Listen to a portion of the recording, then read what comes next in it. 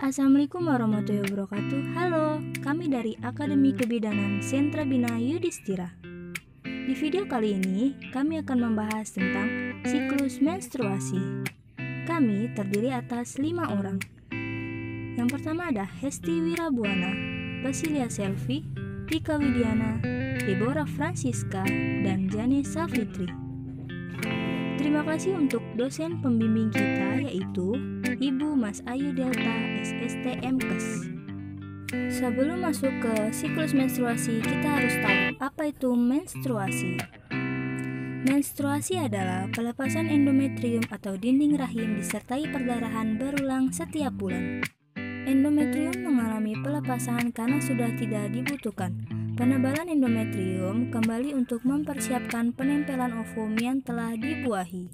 Perdarahan berkisar sekitar 10 ml sampai 80 ml per hari, dengan rata-rata 35 ml per hari. Selanjutnya, kita akan masuk ke dalam siklus menstruasi. Siklus menstruasi terdiri atas 4 fase.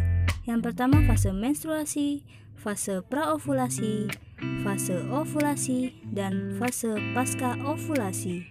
Lalu ada pula siklus hormon dan juga siklus ovarium serta siklus uterus. Kita akan membahas fase yang pertama, yaitu fase menstruasi. Diawali dengan fase tidak dibuahinya sel ovum, kadar hormon progesteron ikut turun, sehingga menyebabkan peluruhan dinding rahim yang menyebabkan menstruasi.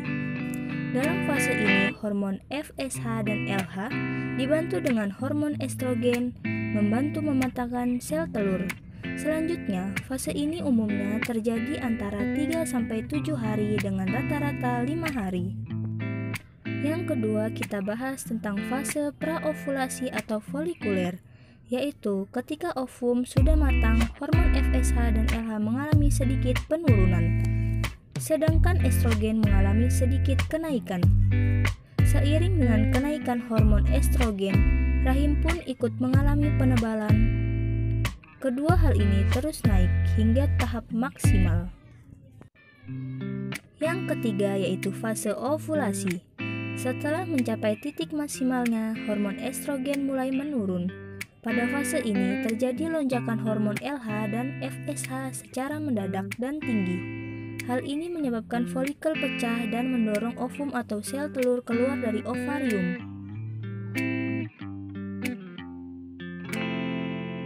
Fase yang terakhir yaitu fase pasca ovulasi atau luteal.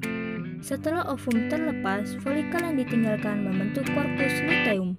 Korpus luteum ini akan melepaskan hormon progesteron yang menyebabkan kenaikan suhu basal atau termasif yang menandakan tubuh sedang dalam masa subur. Selepas ovulasi, hormon progesteron dibantu hormon estrogen memiliki tugas untuk menahan dinding rahim. Namun, lama-kelamaan korpus luteum hancur dan tidak lagi memproduksi hormon estrogen. Hal ini menyebabkan endometrium mulai luruh dan terjadilah menstruasi selanjutnya. Sekian video dari kami, tunggu video selanjutnya. Dadah, wassalamualaikum warahmatullahi wabarakatuh.